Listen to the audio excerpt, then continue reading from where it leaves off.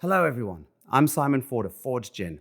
Martinis, gin and tonics, Negronis, great classic cocktails is what I'm about, but I also love to hear of great recipes from great bartenders from around the world, which is why we've partnered with Beyond the Drink for this season. Cheers.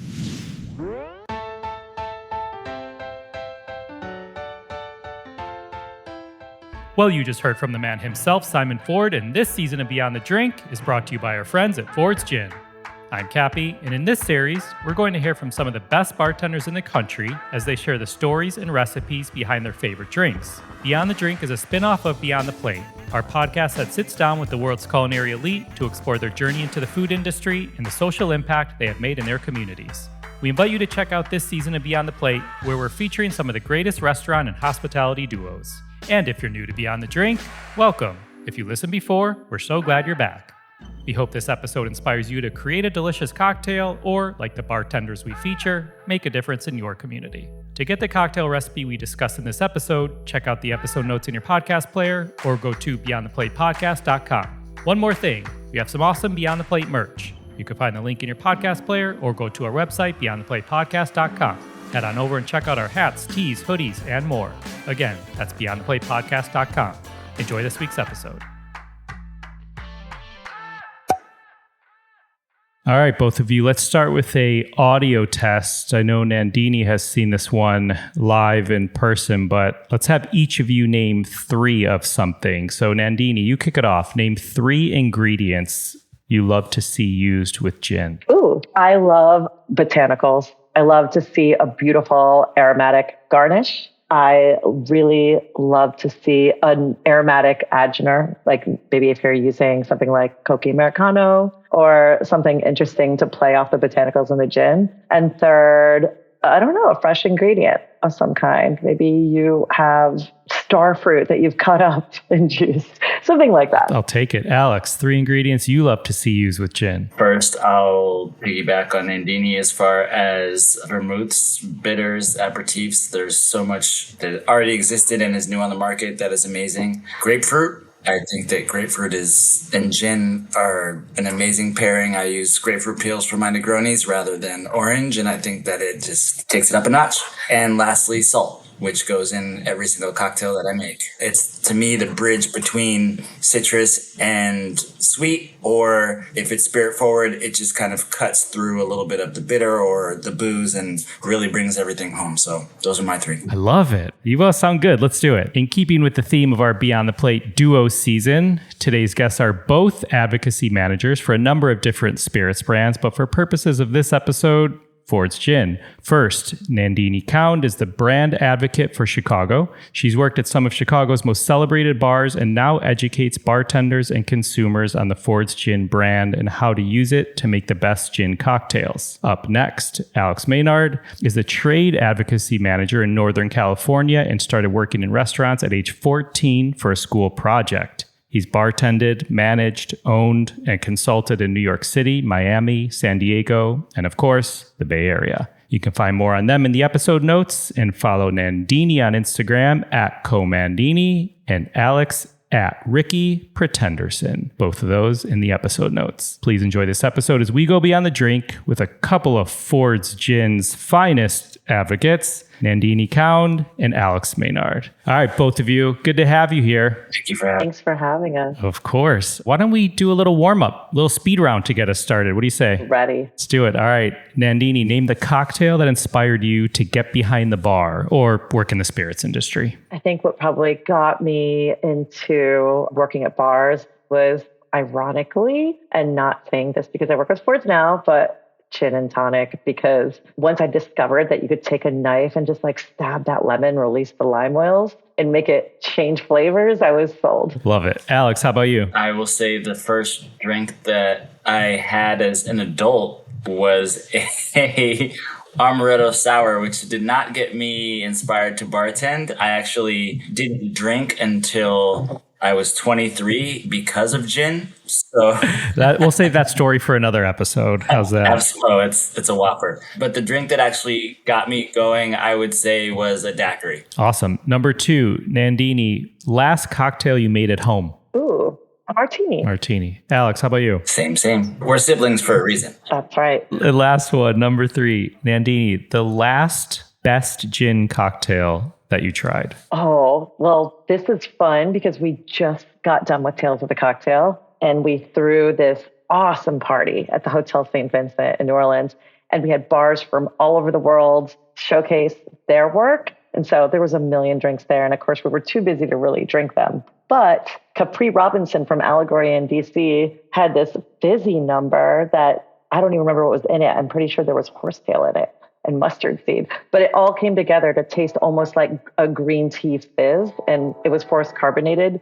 And it was so refreshing and amazing. Sounds good. How about you, Alex? Same as Nandini as far as wanting to, but not being able to enjoy all of the amazing cocktails that were at our party at the Hotel St. Vincent. I did get to get a sip of something amazing from Bar Mini, but the last cocktail I got to enjoy in whole was a house martini, which happens to be Ford's, at Whitecap here in San Francisco. Nori infused vermouth. That sounds so good. I love that. Let's get into it a little bit here. One of you, I could call on you unless one of you wants to raise your hand, like we're in school or something.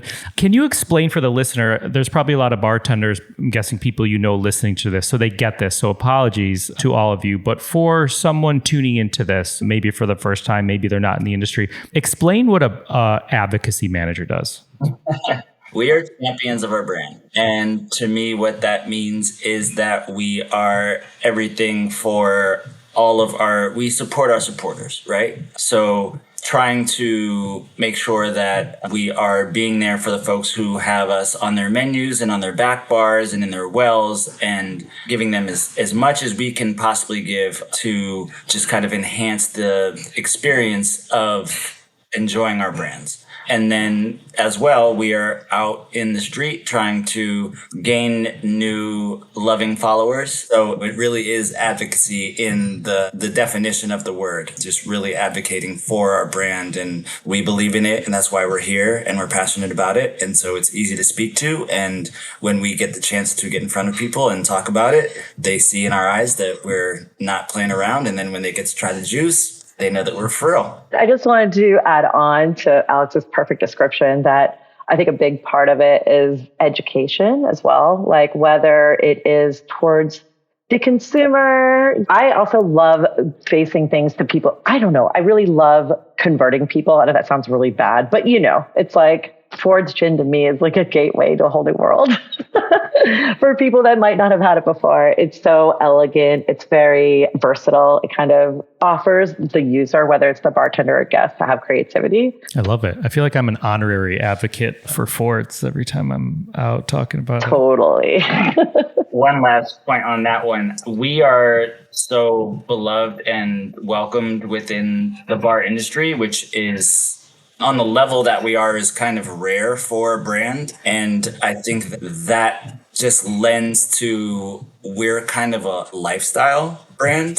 Ford's, it obviously is a product, but it also is a way of being. And we operate in a very different way than any other brand you could possibly think of. And that is all relative to the love and support that we've gotten from the bar industry, because we are made by bartenders and made for bartenders. So it makes sense that it worked out that way. We're hospitality. Like, let's dig into gin, like just generally speaking. So listeners, everyone listening, if you're not a gin fan, or if you think you're not a gin fan, by the end of this episode, if you're not already, you'll likely be ordering a gin cocktail the next time you go out, or you'll be making one at home. So what's a good way to taste gin? Like if someone is interested in tasting? For me, it's a gimlet. If I'm going to an account that I've never been to, I will pre-batch a gimlet and bring it and have them taste it that way, as well as the gin by itself. We are the cocktail gin, and therefore the best way to introduce ourselves is through a cocktail. And a gimlet for me is the most, I would say, palatable, introductory. A martini is not something that everyone is going to be able to wrap their mind around, their palate around to start. So yeah, that's interesting. Like, what's a good gin cocktail to order for someone dining out in a restaurant versus your corner pub bar versus what you guys work with a lot of pretty incredible bars and bartenders? Loaded question, but no, I think for me, Negronis, generally, you can get a decent one, even in a dive bar. Negronis, actually, for me, have always been my kind of barometer when I'm training staff. You could line up 5 people and have them all make a Negroni, and the specs are the same, but there's this interesting thing, and we were talking about this, Nandini, I don't know if you remember this last week, where people like Campari more, or they like vermouth more, or they like the gin more. And so subconsciously, I've always found that people will pour heavier on the ingredient that they identify with more. And so therefore, those 5 people, you will get 5 different Negronis every time. Wow. I swear. It's wild. It's totally true with the same spec. In fact, when I used to develop recipes, sometimes what I would do is give the recipes off to a bartender and sit in front of them while they gave me my drinks so I could get rid of that subconscious tweak, because I know what I like more of. I'm going to go gin heavy on my Negroni. So if I was giving somebody a spec on a recipe I was developing, I would make sure that I wasn't the one making it. It's pretty interesting. The power of suggestion and your mind is pretty wild. Alex, towards the top of the episode, you mentioned grapefruit being an incredible mixture and you use grapefruit peel.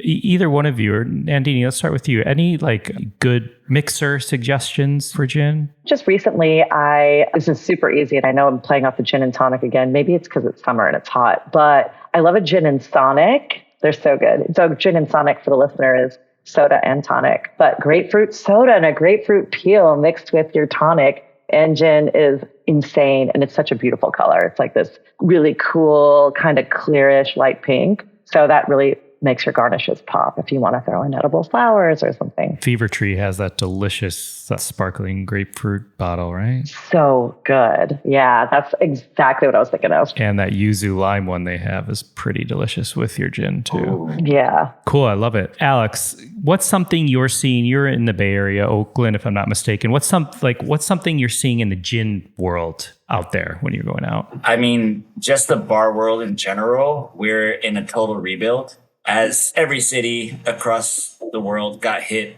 really hard with lockdown, we were floating on this margin that was so razor thin that we could have gotten taken out by an earthquake. It didn't have to be a global pandemic. But what you're seeing now is just folks really working with what they got. And to me, that is kind of some of the best creativity space where you've got to work with what you have. And so what we're seeing is a lot of produce, honestly. I've seen a few carrot cocktails, carrot was one of my favorite go-tos for gin cocktails back when I was doing it. A lot of farmers market. Sustainability obviously is a huge one. A shout out to Nick Torres from True Laurel, who is really just taken that and he's become a champion of figuring out how to make sure that we're using everything that we're buying. And yeah, I think just kind of being on the comeback more than anything is the trend here in the Bay Area because of how hard we got hit. It was wild. We were literally about to explode. And I can think of 10 projects that were about to start right before lockdown that those folks just disappeared. And it is what it is. But yeah, that's interesting insight. I like that. There's a Nandini. Sarah Grunberg here in Chicago, she came out with a cookbook called Listen to Your Vegetables. And at the party, they did a carrot Negroni, which was fantastic, man. It was so good. All their drinks are so good. They do a great job over there. Shout out to Monteverde. How about you, Nandini? Anything you're seeing in the Chicago area, as you go to different restaurants or bars, people doing things with gin? I feel like there was the time when, you couldn't get away from shrubs in cocktails. What I'm noticing is this return to the structure of classics as a way to then bloom, because ultimately I feel like there was a point, creativity is an interesting thing. People want to grab onto it and do it, but without this understanding of foundation, it goes out of hand and haywire and people lose their inception. They lose their concepts, and you can taste that confusion at the other side. So I'm noticing that people are kind of getting more conceptually tight in places, and I'm loving it. I don't know if you've been to Meadowlark, and I want to shout them out for sure. They just produced this secondary menu. They're a new cocktail bar that's based solely in Chicago's World Fair and the history of 1893 in a really interesting, fascinating way. And it's like art. You're reading through this thick menu. I don't know if that's a trend, but I'm very excited that they're doing it without, I don't know. I think it's really fearless to be able to do a menu like that and do it well. I think there is a leveling as well of cocktail culture into tavern culture or good time culture. And I think that people are creating things that are fun. I think that people are being a little bit more chill about maybe their background and making it for the people again and having it feel exciting from the other side. I'm a big fan of punches. I'm a big fan of like having, a shared experience that sometimes comes from like a batch cocktail. And I know that in the past, people were poo-pooing batch cocktails, but I think that when it's done well, I think it's great. This is a recurring theme this season, and I don't mind it. Alex, you mentioned your batch gimlets, and we had Mike Capoferri on a couple episodes ago from Thunderbolt in LA, and we were talking because a lot of what they do is batched, even though they'll spend days concocting components to a cocktail, but at the end of the day, it gets batched, and it has this like negative connotation, like I guess like frozen vegetables, but like frozen vegetables aren't that bad. They're actually like frozen at the peak freshness point. I just think folks should like realize what they want. There was this time where we had the suspenders and the twisty mustaches and 20 minutes waiting for a cocktail, and everyone hated that. Mm-hmm. Now we've come up with a solution for it where you're getting that same 20-minute cocktail like this, and folks are poo-pooing it because they're made. It's still fresh ingredients.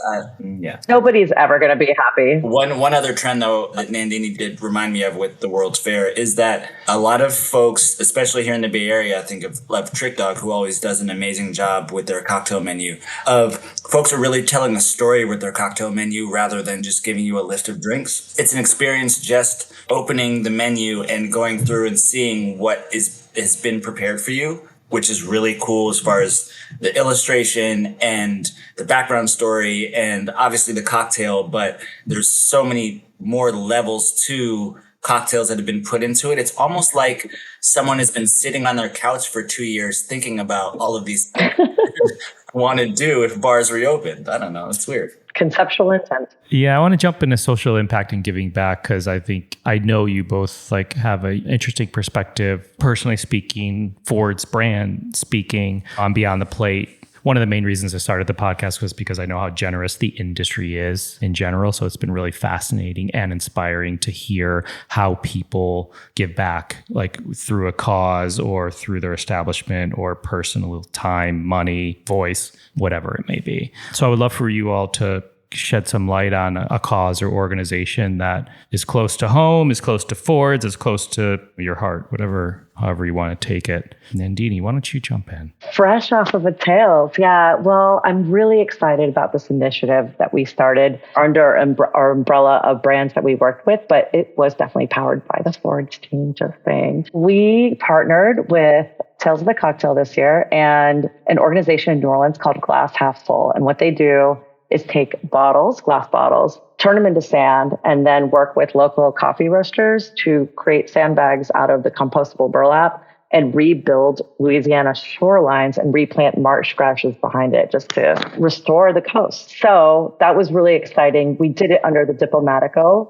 brand, and we worked with the Ritz-Carlton, the Spirited Awards, and we collected 3,325 pounds of glass last week. We also opened it up through Tales to any other brand that wanted to join. And I just got the numbers today and I'm really excited. But it was 8,300 pounds of glass that we collected this week for the coastal restoration of Louisiana. And we're really hoping to grow it next year into something even bigger and more expansive and make sure that all the offsite events have access to that. And also, this is just great for the organization. It's a femme-founded organization. They're so cool. This has been just a dream to be able to work on this initiative this last week. I love that. Thank you for sharing. And then I'll let everyone know in the episode description, I'll put a little more add on to Nandini and Alex's bios there because Nandini is involved in a number of things. So I'll put those things in the episode description as well as links to those. So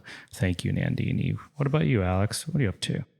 Organization that I worked for last year before coming on board with the Ford's team was Dining for Justice.